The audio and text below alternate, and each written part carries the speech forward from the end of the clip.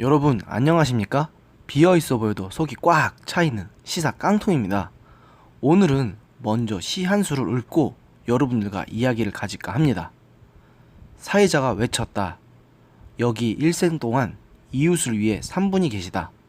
이웃의 슬픔은 이분의 슬픔이었고 이분의 슬픔은 이글거리는 빛이었다. 사회자는 하늘을 걸고 맹세했다. 이분은 자신을 위해 풍성기 하나 심지 않았다. 눈물 한 방울도 자신을 위해 흘리지 않았다. 사회자는 흐느꼈다. 보라, 이분은 당신들을 위해 청춘을 버렸다. 당신들을 위해 죽을 수도 있다. 그분은 일어서서 흐느끼는 사회자를 제지했다. 군중들은 일제히 그분에게 박수를 쳤다. 사내들은 울먹였고 감동한 여인들은 실신했다.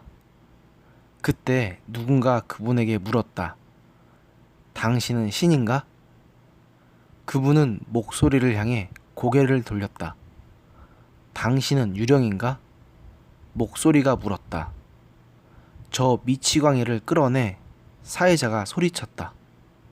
사내들은 달려갔고 분노한 여인들은 날뛰었다. 그분은 성난 사회자를 제지했다. 군중들은 일제히 그분에게 박수를 쳤다. 사내들은 울먹였고 감동한 여인들은 실신했다. 그분의 답변은 군중들의 아우성 때문에 들리지 않았다. 이 시는 1989년에 요절한 천재 시인인 기영도 시인이 남긴 시 중에 하나인 홀린 사람입니다. 이 시를 읽어보시면 참 요즘 세태와 비슷하다는 생각이 안 드시나요? 네, 그렇습니다. 여기서 사회자를 좌파 지식인들과 언론인들로 그분을 문재인 대통령과 현 정부로 사내들과 여인들로 표현되는 군중들은 대깨문이라도 불리는 극단적인 현 정부 지지자들로 당신은 신인가? 당신은 유령인가? 라고 말하는 그 누군가는 우파 지식인들과 언론인들로 보면 딱 맞아 떨어집니다. 최근 이 시를 읽다 보면 무비판적인 권력자에 대한 추종과 옹호를 조롱하고 비판하는 이 시의 내용이 너무도 와닿습니다.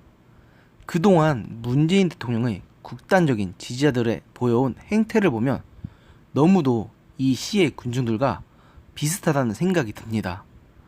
친정부 성향을 보이는 지식인들과 언론인들의 아부성 칭찬에 취해서 감동하고 이에 대한 비판의 목소리를 내는 사람들에 대해서는 저 시의 사회자가 미치광이라는 낙인을 찍은 것처럼 온갖 프레임을 씌워 탄압하는 것이 닮았다는 생각을 지울 수가 없습니다. 제가 앞선 방송에서도 소위 대깨문이라는 사람들에 대해서 비판을 했는데요. 이분들은 현 정부에 대해서 극단적인 칭송과 아부로 일관하면서 온갖 부정적인 면모들에 대해서는 그게 다 전 정부 때문이라는 식으로 프레임을 씌워서 비난하기에 바쁘더군요. 최근 인터넷에서 시끄러운 논란 중에 하나인 문재인 대통령이 G20 정상회담 당시에 자리를 비웠다는 논란에 대해서도 그 의혹을 제기한 네티즌을 가짜 뉴스 유포자로 몰아가는 것을 보면 진짜 저 사람들은 세뇌가 되어도 단단히 되었다는 생각을 지울 수가 없습니다. 기영도 시인의 시 속의 사람들처럼요. 저는 그런 의미에서 현재 인터넷 공간에서 벌어지고 있는 온갖 반일 관련 선동 및 불매 운동을 봐도 저런 광기를 느끼게 됩니다. 이 방송을 보시는 분들이라면 잘 아시겠지만 일본 제품에 대한 불매 운동을 벌린다고 일본이 눈 하나 깜짝이나 할까요? 아니면 우리가 잘못했다, 그러니까 철회할게, 용서해줘 같은 말을 할까요?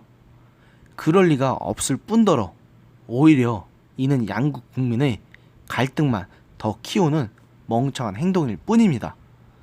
당장 저를 비롯해서 우리나라 사람들 중 일본 문화의 영향에서 완벽하게 자유로울 수 있는 사람은 거의 없습니다. 단적인 예를 들어보죠. 지금 우리가 사용하는 각종 화학 조미료들, 사실 그거 일제강점기 당시에 들어온 것입니다. 지금도 존재하는 일본의 식품회사가 개발한 화학조미료 아지노모토가 일제강점기 때 엄청난 인기를 끌었고, 해방 후에도 저렴한 화학조미료 수요가 커서 일본산 아지노모토를 밀수입하거나 위조하는 경우가 많았는데, 나중에 아지노모토가 한국 회사와 정식으로 업무 제휴를 하고 그 회사가 내놓은 게 바로 아지노모토의 우리나라식 한자음인 미연입니다. 물론 미연뿐만 아니라 다시다와 같은 다른 화학조미료 브랜드도 나오긴 했지만, 원래 최초 개발국이 일본인 만큼 결국 이것도 일본의 영향이라고 하지 않을 수가 없습니다. 어디 이뿐인가요? 저도 그렇지만 TV 애니메이션을 보고 자란 세대 중에서 일본 애니메이션을 단 한 번도 보지 않은 사람이 있을까요? 저만 하더라도 TV에서 해주는 일본 애니메이션을 보고 자란 사람입니다.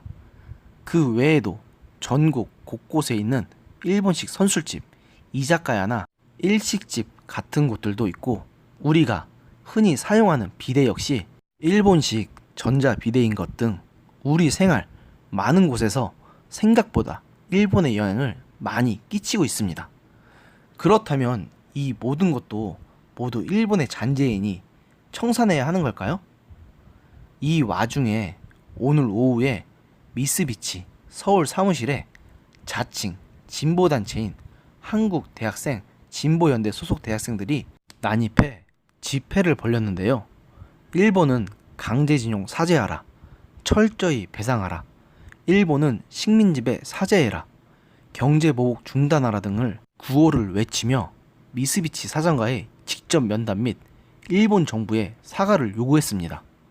실제로도 미쓰비치는 지난 2012년 국무총리실 소속 대일 항쟁기 강제동원 피해조사 및 국외 강제동원 희생자 등 지원의원회에서 전범 기업으로 지목한 299개 기업 중 하나였고, 미쓰비치 외에도 도시바, 히타치, 가와사키, 스미토모 등의 해당 리스트에 함께 포함되었습니다.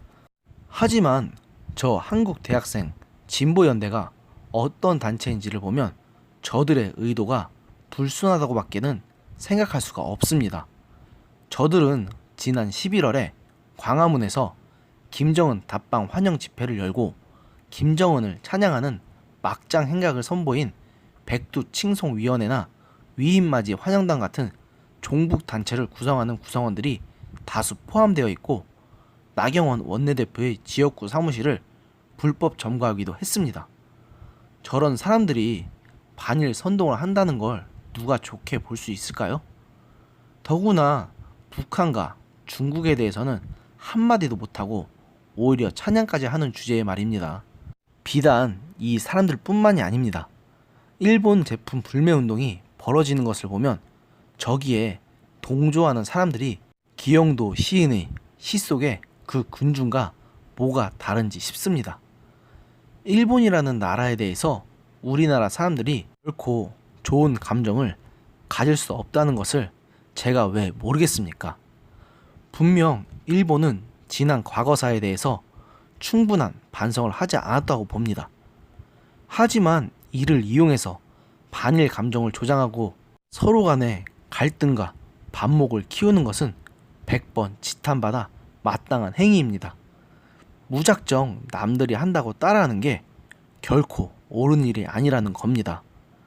우리 방송 시청자 여러분께서라도 부디 무엇을 행동으로 옮기기 전에 한 번만 더 생각해보는 습관을 들이셨으면 좋겠습니다. 남들이 다 한다고 해서 그게 항상 옳은 건 아닙니다. 오늘의 영상은 여기까지였습니다. 들어주셔서 감사합니다. 여러분들의 구독과 좋아요는 저에게 큰 힘이 됩니다. 감사합니다.